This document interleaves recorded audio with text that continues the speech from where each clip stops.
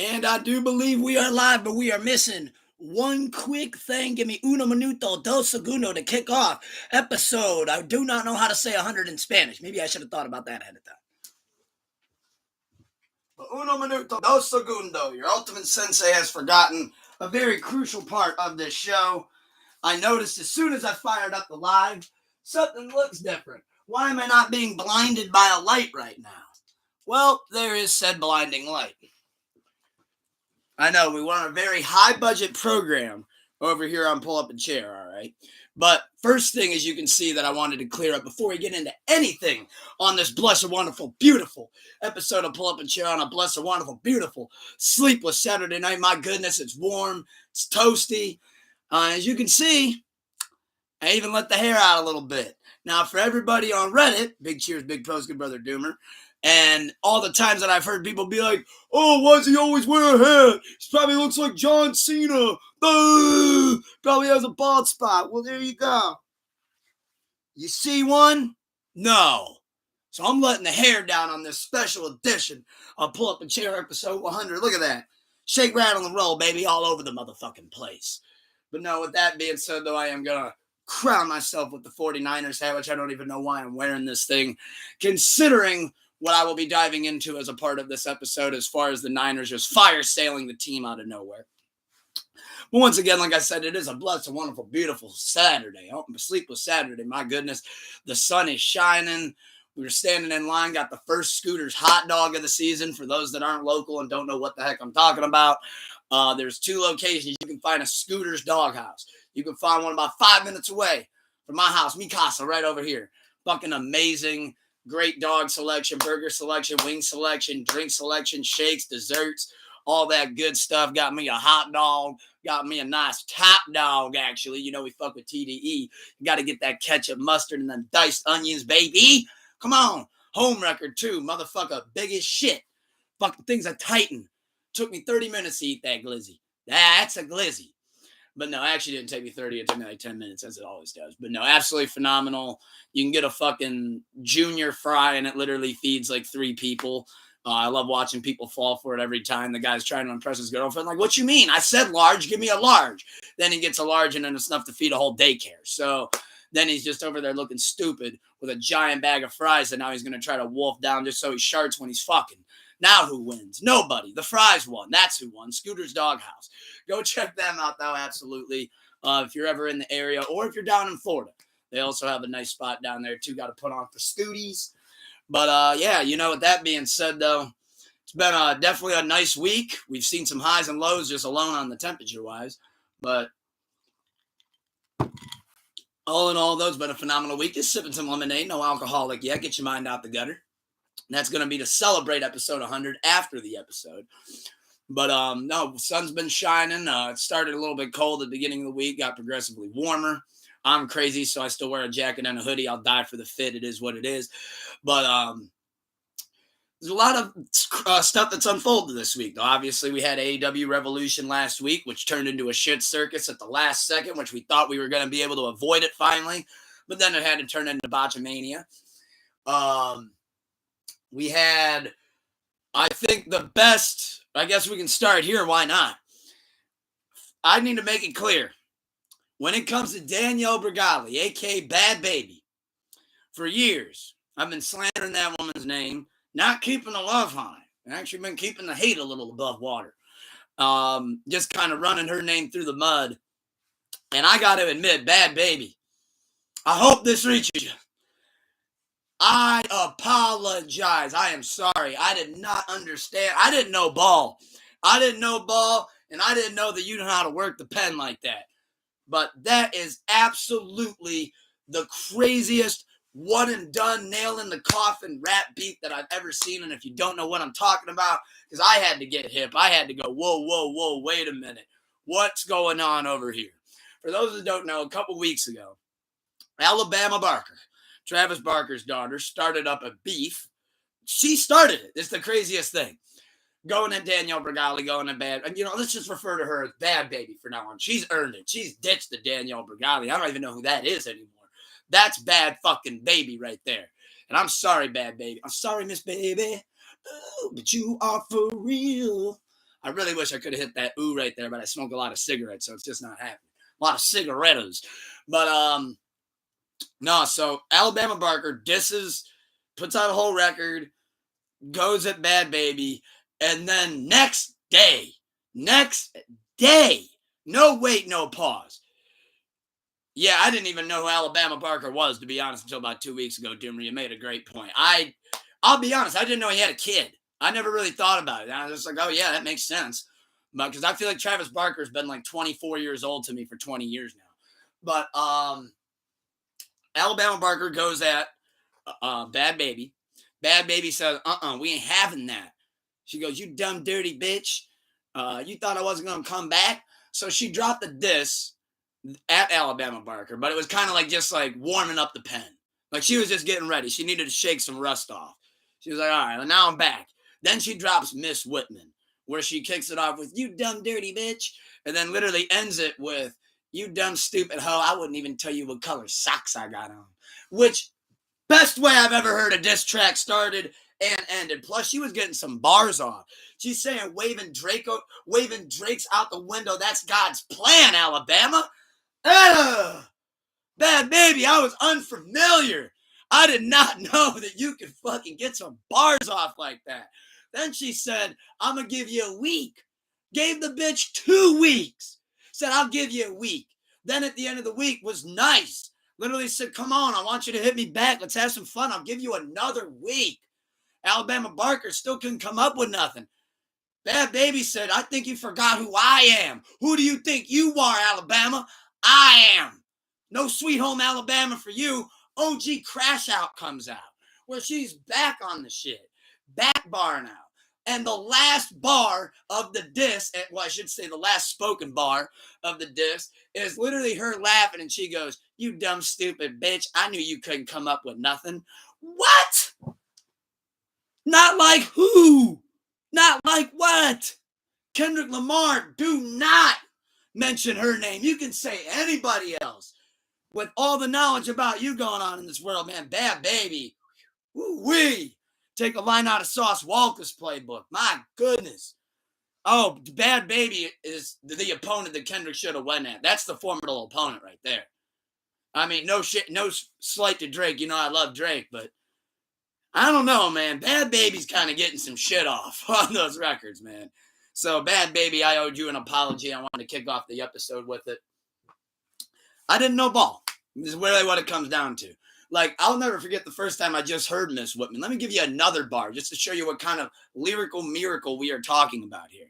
Second bar on Miss Whitman, after she called her a dumb, dirty bitch, literally is, you suck the dick straight out of my ass. How I can't understand. I heard that. I shit you not. I was at the day job jamming, and I went, whoa, whoa, whoa, whoa, whoa. Pause this and rewind, because what? I'm like, right there alone, that might be a one and done. That might be a fucking, that might be a bullet with some fucking, I don't even know, titanium in it. I don't even know what kind of special bullet that would be. That's like one of those fraternity of 47 fucking curved bullets. That thing could take out a whole family. That thing's crazy. If I was Travis Barker, I might tell Alabama, you got to delete every account, and we're going to put you away in a fucking clubhouse in the backyard, never to be seen of or heard of again. Because I feel like even he caught secondhand bullet off of that. I mean, the Blink 182, the references, the Travis Barker lookalike in the video. I'm like, my goodness. Yeah, Bhad Bhabie. Round of applause for you, girl. Wow. Which then leads me into the next girl I wanted to talk about. Can't forget who jumped back into the limelight recently. Imagine this. Sharing her legal advice that she said she's learned over the years through all of her experiences. That woman has a special name, and that name is Casey Anthony.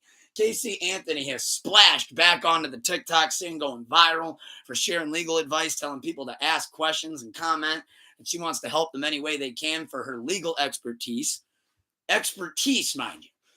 I'm like, okay, what law school did you go to, Casey Anthony? Oh, a 5-year trial? Okay.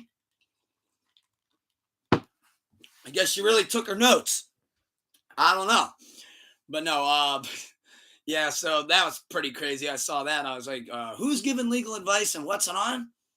Casey Anthony. And what's she giving away? Oh, and if you're wrongfully accused for murder. I'm like, that's classic. That's creative. I like that. Where was OJ when we needed that back in the 80s? Where was it? They're 90s. I forget exactly when that happened. But Casey Anthony, though, she said, man, if Bhad Bhabie's showing out, I might as well follow suit. Going viral for literally sharing legal advice on if you're wrongfully accused for murder and what to do. And that's garnished millions of views and followers already. So shout out to Casey Anthony. Plus, she does get the award this week that we all have been waiting every week to see who's going to get it. We don't do Donkey of the Day over here. In fact, we get who gets the award for the week of stirring up the honkies. It goes to Casey Anthony. Good job getting it done. They have been making TikToks go on there and bash her. They're like, what, you dumb dirty bitch? We know you killed that baby. How the hell you giving that legal advice? And then she's over here making money off of it. So who really wins in the end? Me, because I find this shit entertaining as hell. But as I was talking about, though, with the Bhad Bhabie, I got to talk about some new music reviews. Obviously, we had another great New Music Friday for the first time in over 5 years. Finally, Playboi Carti dropped the infamous I Am Music album, but we're going to start with singles. Obviously, you heard what I said about OG Crash Out. Absol, Python P, and Coyote dropped a new single called Running All Fades. I like that a lot. We had Lizzo come out with another new record, Still Bad, which I actually like this a lot more than the last single. But I've been digging both singles. I think the videos are great. The visuals are awesome.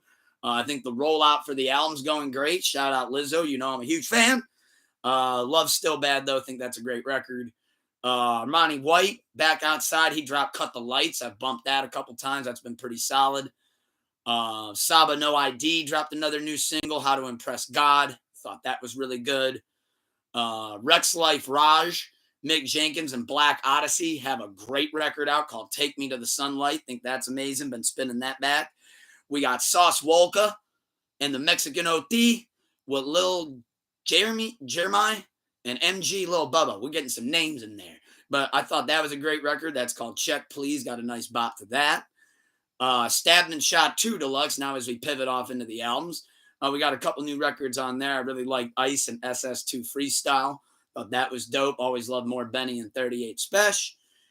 We got Currency and Harry Fraud. La Musica da Harry Fraud. Dropped Never Catch Us, which I thought was kind of gave me big blog era vibes, to be honest.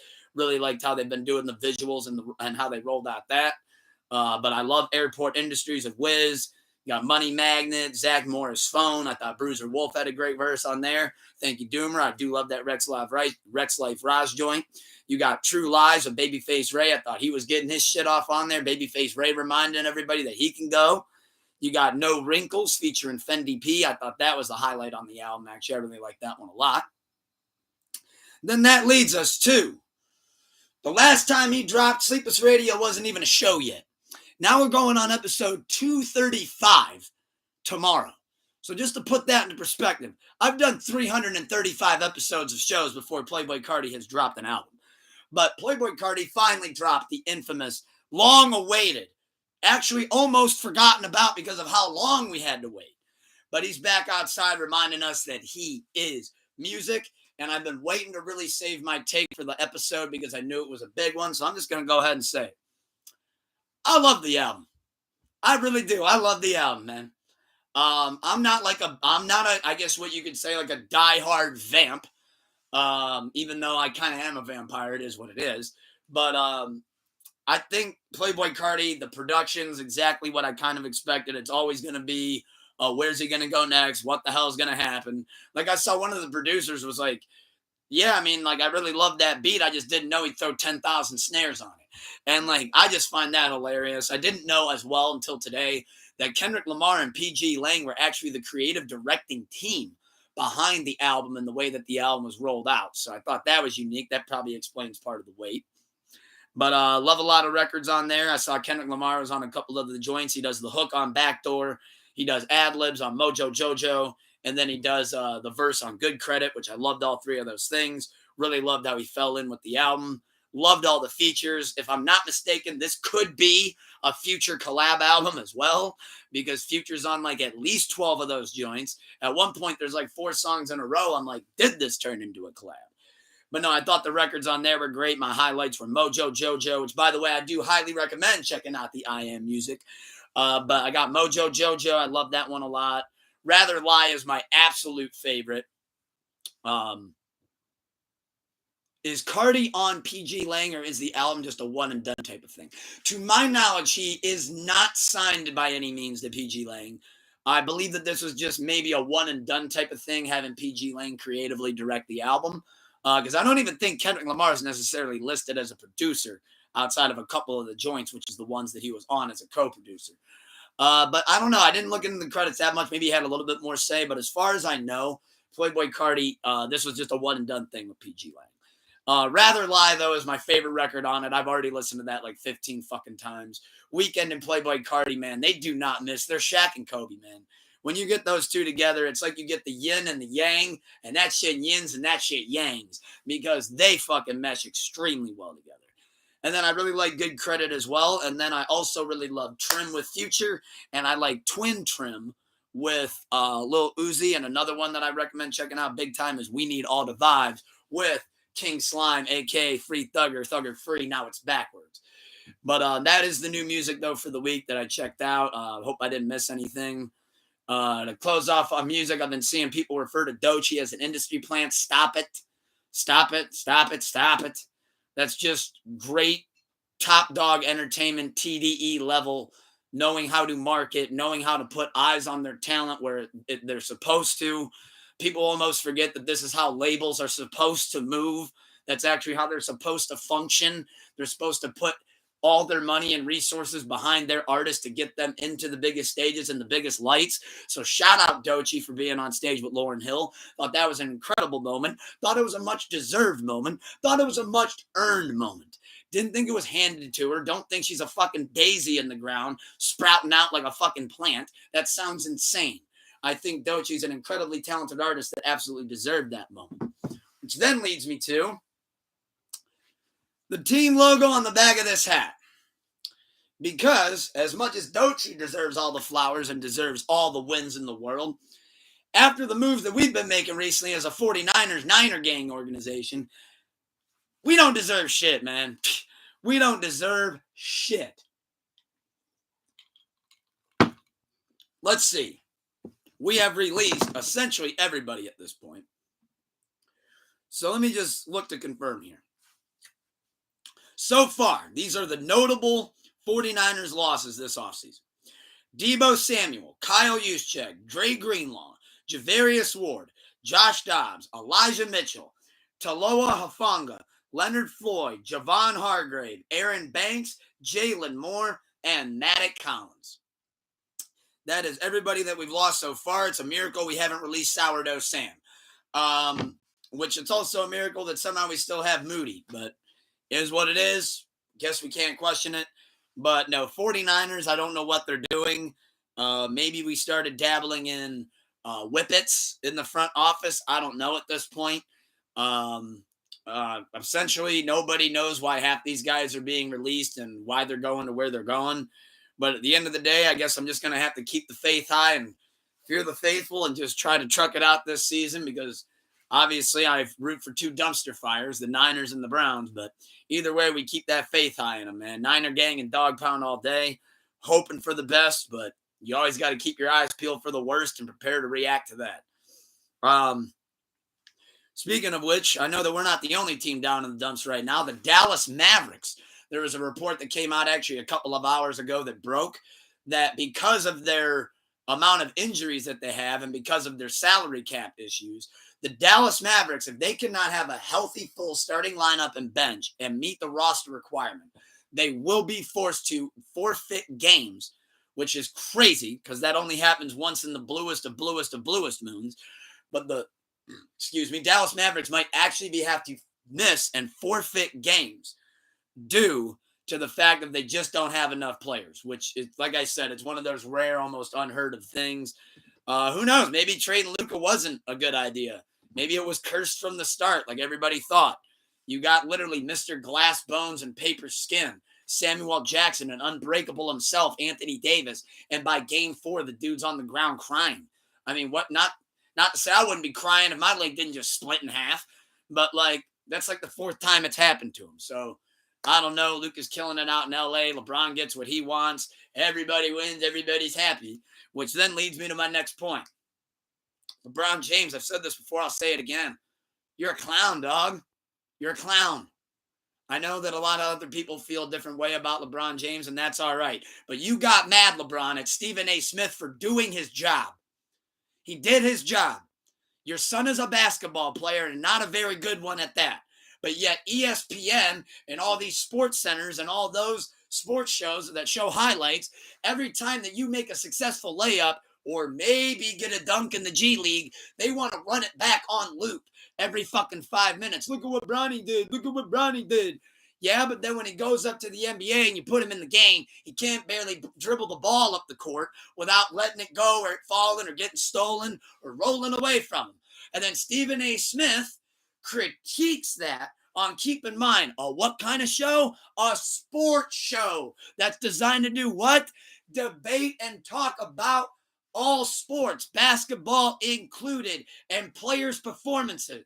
Your son's in the NBA, LeBron, and he fucking sucks. Yet you made sure to get him drafted and pull the LeBron strings to get him to be a second-round pick when he can't even play like a second-round pick on the fucking blacktop with a bunch of high schoolers that actually know how to play. So that's why I think it's stupid when, for those that don't know what I'm talking about, LeBron James, after the game, oh, look at me, I'm big and bad. I can walk up to old Stephen A. Smith, who, keep in mind, he never does this to people, never presses a soul, but then walks up to Stephen A. Smith and pretty much pulls the Will Smith. Yeah, no, man, keep my son's name out your fucking mouth. That's my son, man. That's my son. You don't talk about my son like that. Well, then guess what? Maybe don't draft him in the 2nd round to get him to call up so he can play like shit and everybody can tell you how bad he plays. That's insane. That's fucking insane to me that we're going to get mad at him. Which, by the way, I didn't like the way he pressed him either. I thought that was some bullshit. Let's just shoot that straight. You're going to try to look like you're trying to, what? You're going to man up on Stephen A? If I'm Stephen A, I'm headbutting you, bitch. Fuck that. Ain't going to let you talk all greasy to me over me doing my job.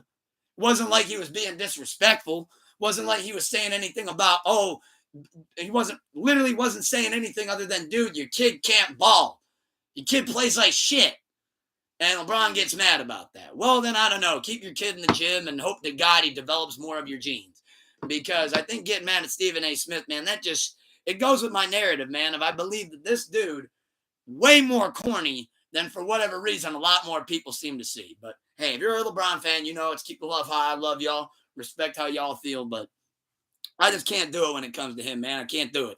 That's why my GOAT, Kobe, has a new doc out right now, a 3-part doc on HBO Max. I have not got to check it out yet, but I'm really excited, and I saw that just popped on there the other day. I did see there was one already out on Prime Video that I did watch, which was the story of the 81-point game. But I thought that was an incredible doc. Like I said, that's my GOAT. Big 24 Mamba mentality all day, baby. And then to close us out, pull up a chair episode 100. By the way, if you haven't, hit that subscribe, hit that like, comment. Tell me what I look like. Tell me I got a bald spot because I wear a hat. Tell me I got a nice flashy old Larry Fisherman jacket, whatever you'd like to do. Tell me you think my lemonade looks delicious. It's all me. That's a fun fact. I like homemade lemonade. No simply shit. Save that from the orange juice. But now to recap, AEW Revolution, because I shared my predictions last week on the pod. And for the most part, I had a bullseye. The only one that I did not get correct was actually the main event. Because, well, guess we can start there. Start from the top, work our way down. Whole show goes great. Whole AEW pay-per-view goes great. Everything's awesome. Kyle Fletcher, Will Ospreay, they tear the house down, steel cage. Mariah May versus Toni Storm. And their the Hollywood ending, great Hollywood ending match. Fucking phenomenal. The best 13 minutes of women's wrestling you could probably ever find. Absolutely amazing. And then Jon Moxley and Edge said, hey, Tony, we went through this whole entire pay-per-view without fucking up shit. We're going to go out there and we're going to really fuck up some shit.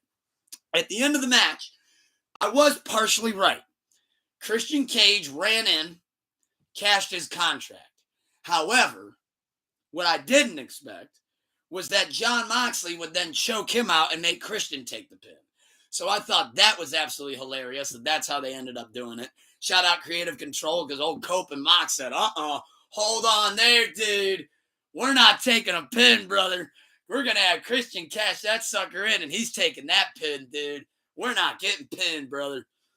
But that was a shit main event, so hopefully they can make up for that next time. Tony and Mariah deserved it based on their performance, but Ospreay and Kyle Fletcher, that's actually match of the year so far for me. For those wrestling fans out there, Kyle Fletcher versus Will Ospreay was a bloodbath in that steel cage and absolutely phenomenal.